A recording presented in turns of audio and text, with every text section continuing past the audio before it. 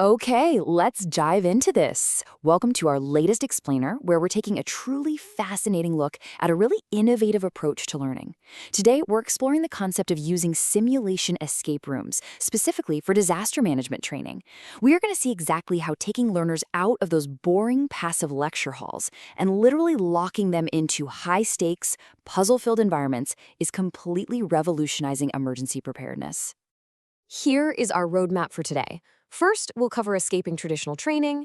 Then, we'll look at why simulation rooms actually work, the 6 essential pillars to building one, puzzles and simulation fidelity, and finally, teamwork and communication. Section 1, Escaping Traditional Training. You know, in disaster management, the stakes couldn't possibly be higher, but our traditional teaching methods, well, they've got some pretty serious flaws. And that brings us to a really absolutely crucial question. How do we actually make disaster prep stick? Because for years, disaster education has relied mostly on conventional lectures given by experts. But here's the thing. Relying on passive listening when you're trying to prepare people for chaotic real-world emergencies, it simply isn't cutting it anymore. We desperately need an active problem-solving solution. The core issue we're facing here is what researchers call the information transmission fallacy. That's basically the false idea that students are going to learn how to respond to a massive disaster just by being told what to do. Sure, sitting in a lecture might increase your overall risk awareness, but it absolutely doesn't automatically enable you to take action when things go south. Simulation escape rooms, on the other hand, well, they force active learning. They put learners under controlled pressure, requiring them to immediately build a team and take decisive action. Section 2. Why simulation rooms work. Let's look at the actual hard evidence behind why game-based learning is just the perfect antidote to those passive lectures. So the crucial point is that an educational escape room is definitely not just a silly game for entertainment. It's actually a highly targeted instructional method. It requires learners to participate in collaborative, playful activities that are explicitly designed for acquiring domain knowledge, things like complex disaster response protocols. And they do this by solving puzzles that are directly linked to unambiguous, crystal-clear learning objectives, all while fighting a ticking clock. Now, if you're an educator and you're sitting there worrying, is this just a frivolous fad? The data says a resounding no.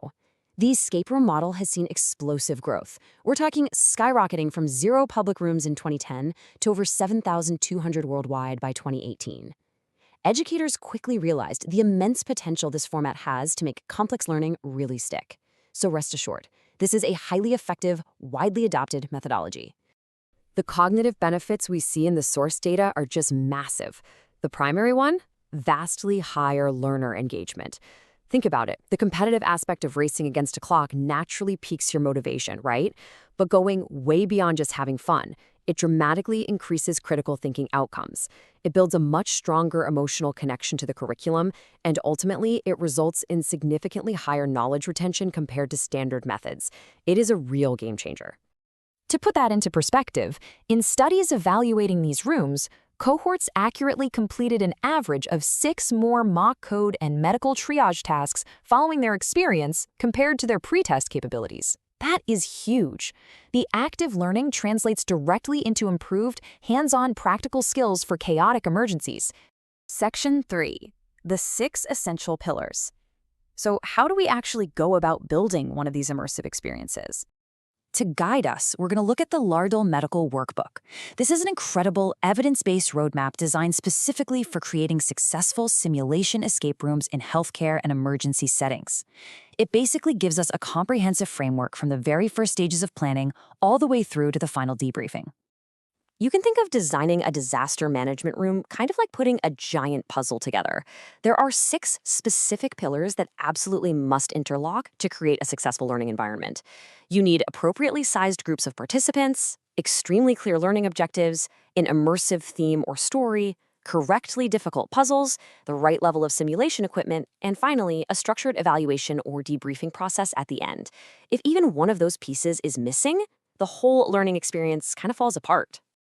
Section 4. Puzzles and Simulation Fidelity. Let's move to and see how this builds by diving a bit deeper into 2 of those specific pillars, the equipment used and the puzzles designed. When we talk about equipment, we really have to consider simulation fidelity. You can design a fantastic, effective room with low-fidelity tools. Think unmoving patient models, basic printed props, or standardized patients. Or you can go all out and use high-fidelity tools, like full-body, highly reactive clinical simulators and complex monitors used to simulate mass casualty traumas. The great news is, both work exceptionally well. It depends entirely on your budget and what specific learning objectives you're aiming for. And that same level of design choice goes right into the puzzles themselves. You can utilize linear puzzles, where one clue leads sequentially right to the next step to open a lock. Or, alternatively, you can use multi-puzzle designs, where you have simultaneous challenges happening all at once across the room. A really great disaster simulation often mixes both. Why? Because that variation maintains learner interest and accurately mimics the overwhelming million-things-at-once chaos of a real emergency. To ground all this theory in reality, let's look at the Disaster Discovery Center. They actually built a portable escape room where the puzzles turn specific emergency tasks into really engaging light pressure challenges. So participants actually have to successfully practice earthquake safety by physically dropping, covering, and holding on. They have to accurately identify items for a disaster supply kit and locate safe water storage just to find their next clues. It's brilliant. It turns vital survival knowledge right into an immediate actionable puzzle. Section 5, Teamwork, Roles, and Communication. Because at the end of the day, surviving a real disaster, and an escape room for that matter, relies entirely on the human element. I absolutely love this excerpt from the Laerdal Guide. Just like problem-solving in healthcare, minds working together in a group are more powerful than the same number of minds working individually. I mean, that just beautifully anchors the whole idea that ultimate collaboration is the absolute core goal of these simulations. Because these rooms are inherently so collaborative, organizers highly recommend forming groups of around 4 to 10 participants. But here is a vital step: explicitly assigning distinct team roles before the clock even starts ticking. By delegating tasks based on individual strengths, you boost personal accountability, and you essentially force participants to practice vital, high-stress communication skills. Honestly, you simply cannot solve complex disaster simulation puzzles if the team isn't talking to each other effectively. So here's what I want to leave you with today. Are your learners ready to escape the room so they can save lives outside of it?